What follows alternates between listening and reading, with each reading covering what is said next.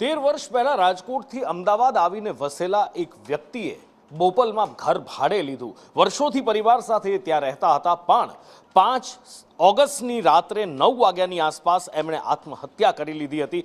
આખરે આત્મહત્યા છે કે હત્યા એ સવાલો પણ ચર્ચાતા હતા। વેપન ગુમ હતું જેનાથી આત્મહત્યા કરી હોવાનું કહેવાતું હતું। આખરે અહીંયા થયું શું હતું? ઘણા બધા રહસ્યો ઘૂંટાઈ રહ્યા હતા, ઘણા બધા સવાલો ઉઠી રહ્યા હતા।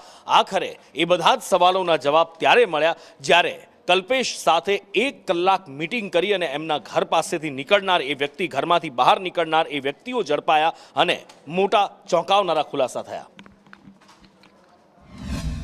જે મળવા આવ્યો હતો તે વખતે મળીને મારા ફાધર એવું કીધું હતું કે જો અમે એને સાથે જવાનો છું, એને કંઈ મારા ફાધર જો એક ટી શર્ટમાં કાંઈ એની વસ્તુ એનાથી સંતાડીને લઈ ગયા હતા ઉપર, એમ કે હું કપડાં ચેન્જ કરીને જો એને સાથે જવાનો છું જો।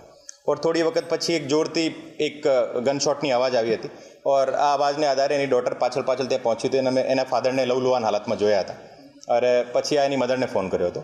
તો પછી એ જે 2 લોકો જે એમને મળવા આવ્યા હતા એ પણ પાછળથી ગયા હતા और ત્યાંથી પછી અમારી ફર્ધર તપાસમાં ખબર પડી કે જે વેપન જે યુઝ કર્યો હતો એ વેપન એ લઈને જો ત્યાંથી નીકળી ગયા હતા।